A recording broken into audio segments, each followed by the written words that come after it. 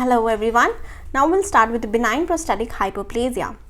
Benign prostatic hyperplasia में सबसे पहली बात है कि benign है, that is cancerous नहीं है. ठीक है, ये जो कंडीशन है ये ज़्यादातर ओल्ड एज में होती है. ठीक है, इसमें मेन कॉज क्या होता है कि एंड्रोजन जो है वो बड़ा होता है. तो androgen dependent stromal and glandular growth. ठीक है, हमने बोला था कि जो प्रोस्टेट ग्लैंड है उसमें एक तो स्ट्रोमा है, दूसरा हमने बोला था कि ग्लैंड्स हैं. ठीक है, तो दोनों की ही ग्रोथ हो रही है एंड्रोजन डिपेंडेंट, मतलब ज़्यादा एंड्रोजन की वजह से. ठीक है, अब हमारी नॉर्मली फिजियोलॉजी क्या होती है कि जो टेस्टोस्टेरॉन है हमारे उसमें जो प्रोड्यूस करते हैं लेडिक सेल्स, वो क्या करते हैं 5 अल्फा रिडक्टेज जो हैं वो एंजाइम यूज़ होगा और टेस्टोस्टेरॉन कन्वर्ट हो जाएगा डाईहाइड्रोटेस्टोस्टेरॉन. ठीक है, किसमें ये जो DHT ये कहाँ पे सिंथेसाइज हुआ? DHT ये हुआ हमारे प्रोस्टेट में.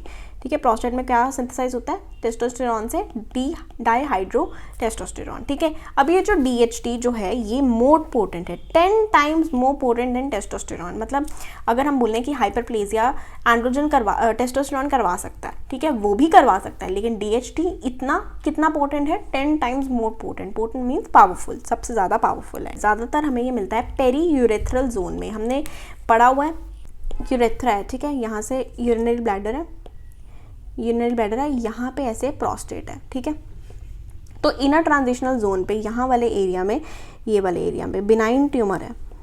क्योंकि हमने कार्सिनोमा क्या पढ़ा था? कार्सिनोमा हमने पढ़ा था बाहर वाले एरिया में होता है. मतलब ये जो पेरिफेरी वाला जोन है यहाँ पे होता है कार्सिनोमा, और ये जो सेंटर वाला जोन है यहाँ पे हमारा होता है बिनाइन ट्यूमर. तो जब बिनाइन ट्यूमर होगा तो मेन इफेक्ट किसको पड़ेगा? मेन इफेक्ट पड़ेगा हमारी यूरेथ्रा को. तो यूरेथ्रा जो है वो कॉन्स्ट्रिक्ट कर जाएगी.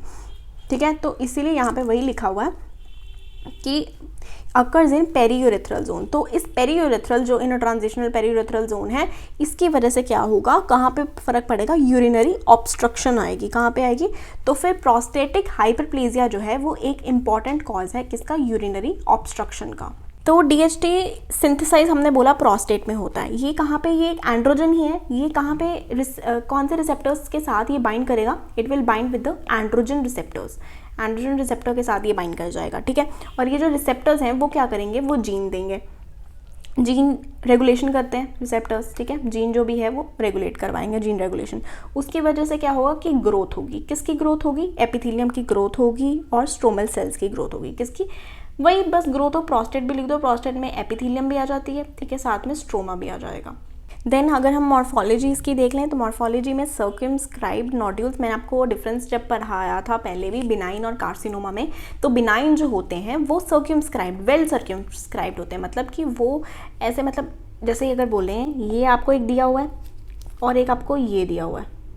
ठीक है, कि यहाँ से जो है जो चीज़ें हैं वो बाहर निकल रही हैं और ये जो चीज़ें हैं इसके अंदर ही ग्रोथ हो जा रही है. ठीक है, तो दिस इज़ वेल सर्कमस्क्राइब्ड. और ये है जो कि बिल्कुल सर्कमस्क्राइब्ड नहीं है, बिल्कुल ही हैफिजिटली इरेगुलर सा स्ट्रक्चर बना हुआ है. तो हैफिजिटली इरेगुलर स्ट्रक्चर इज कार्सिनोमा, और जो एक जगह कन्फाइंड है दैट इज बिनाइन. ठीक है, तो वही हमने बोला सर्कमस्क्राइब्ड नोड्यूल्स. अब वो जो नोड्यूल्स हैं वो सॉलिड भी हो सकती हैं, मतलब उसके अंदर सिर्फ और सिर्फ सेल्स भी हो सकते हैं, या सिस्टिक स्पेसेस भी हो सकती हैं. सिस्टिक स्पेसेस मतलब कि ये जैसे ये जो है इसके अंदर क्या हो कि सेल्स हैं लेकिन उसके अंदर फ्लूइड हो मान लो, लेकिन या फिर क्या हो सकता है कि पूरा का पूरा सेल जो है वो सॉलिड मास हो.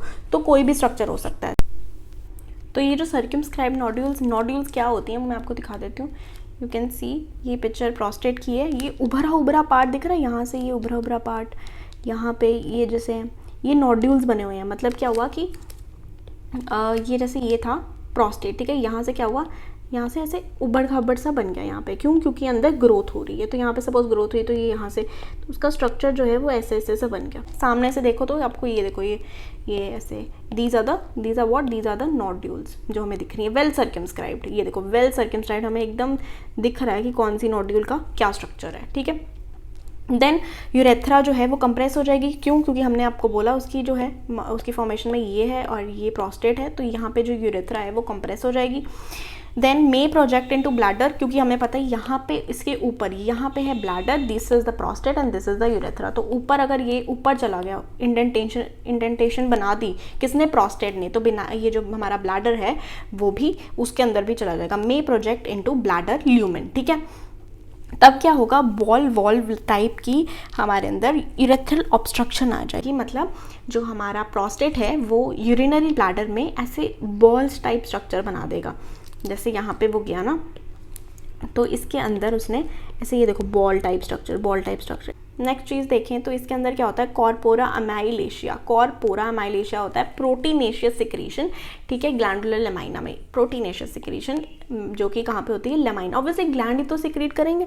क्लिनिकल फीचर्स अगर हम देखें कि लोअर यूरिनरी ट्रैक्ट ऑब्स्ट्रक्शन, यही हमने बात की है कि बिनाइन में क्या होता है कि यूरेथ्रा होती है तो फिर यूरिनरी ट्रैक्ट में ऑब्स्ट्रक्शन आ रही है। Difficulty in starting the stream of urine, start करने में, वॉइड करने की स्टार्टिंग में हमें क्या होगा, डिफिकल्टी आएगी। और इंटरमिटेंट इंटरप्शंस मतलब बीच बीच में इंटरप्शंस आएंगी, एकदम स्ट्रीमलाइन फ्लो नहीं होगा, इंटरप्शंस आएंगी, ठीक है। इंटरप्शंस की वजह से क्या होगा कि जो यूरिन है वो जो वॉइड नहीं हो पाएगा प्रॉपरली। अगर प्रॉपरली वॉइड नहीं होगा, उसके अंदर स्टोर्ड होगा, तो फिर फ्रिक्वेंसी जो है वो बढ़ जाएगी, क्योंकि एक बार में सही से हुआ ही नहीं वॉइड, इसीलिए फ्रिक्वेंसी बढ़ जाएगी, अर्जेंसी बढ़ जाएगी, नॉक्ट्यूरिया, बेड वेटिंग बढ़ जाएगी, ठीक है। रिस्क ऑफ यूटीआई, इस केस में क्या होता है, यूटीआई का रिस्क बढ़ गया है। और अगर तो यूरिनरी ब्लैडर है, ठीक है, और हमने बोला कि यूरेथ्रा में से जा ही नहीं पा रहा, ठीक है, तो फिर यूरिनरी ब्लैडर में स्टोर होने लग जाएगा। हमने यही बोला ना, यूरिनरी ब्लैडर में जो यूरिन है वो स्टोर हो रहा है, क्यों, क्योंकि जो यूरेथ्रा है वो मान लो कंप्रेस हो गई है, तो यहाँ से तो जा ही नहीं पा रहा फ्लूइड यूरिन, तो यूरिन यहाँ पे है। तो अगर ज़्यादा हो गया तो क्या होगा कि यहाँ से कौन आता है, यूरेथ्रा आ रही है, यूरेटर आ रही है यहाँ पे, हमें पता ना यूरेटर कहाँ से आती है, यूरेटर किडनी से आती है, अपनी किडनी से। तो क्या होगा, यहाँ पे किडनी पे ये जो यूरिन है ये यहाँ से किडनी के अंदर चला जाएगा। तो अब ये जो कंडीशन है, जब फ्लूइड यूरेटर और किडनी वगैरह में फिल्ड है, तो इस कंडीशन को हम बोलते हैं hydronephrosis. This condition is known as hydronephrosis, ठीक है। Hydro means fluid and nephrosis means पूरे यूरिनरी ट्रैक्ट या नेफ्रॉन के अंदर फ्लूइड भरा हुआ है, ठीक है। इसका ट्रीटमेंट कैसे कर सकते हैं, 5 अल्फा रिडक्टेज इनहिबिटर्स। क्यों, हमने बोला कि जो हमारा DHT है that is 10 times more potent then testosterone, तो अगर हम ये इनहिबिटर दे देंगे तो डाईहाइड्रोटेस्टोस्टेरॉन बनेगा ही नहीं। या फिर है अल्फा एड्रेनर्जिक ब्लॉकर्स, इसके साथ क्या होगा, अगर हम ब्लॉक कर देंगे तो ऑब्वियसली जो कॉन्स्ट्रिक्शंस हैं वो नहीं होगी, मतलब कि रिलैक्स हो जाएगा। कौन रिलैक्स होगा, जो प्रोस्टैटिक स्मूथ मसल्स हैं they will relax. Who will relax, prostatic, हम लोग ऑब्वियसली प्रोस्टेट की बात करें तो उसी के स्मूथ मसल्स को हम लोग रिलैक्स करवाना चाहते हैं, तो उसके अंदर होते हैं अल्फा 1 रिसेप्टर्स, तो उनको ब्लॉक कर दें तो फिर क्या होगा, प्रोस्टेटिक स्मूथ मसल की रिलैक्सेशन हो जाएगी। ओके, सो BPH की एक इंपॉर्टेंट बात हमने नहीं पढ़ी, दैट इज़ कि ये जो है किन में नहीं हो सकता, जो जिनकी कैटेस्ट्रेशन हो चुकी है, ठीक है। अब जिनकी कैटेस्ट्रेशन हो गई है लेकिन बिफोर प्यूबर्टी से पहले वाली, क्योंकि प्यूबर्टी से पहले हो जाएगी तो टेस्टोस्टेरॉन नहीं बनेगा, लेकिन प्यूबर्टी के बाद अगर हो रही है तो टेस्टोस्टेरॉन है वो कन्वर्ट हो सकता है। नेक्स्ट जो चीज़ है, और किस में नहीं हो सकती, और उन मेल्स में नहीं हो सकती जिनको जेनेटिक प्रॉब्लम है, जेनेटिक डिजीज़ है, जो क्या करेगा, जो एंड्रोजन की एक्टिविटी को ब्लॉक कर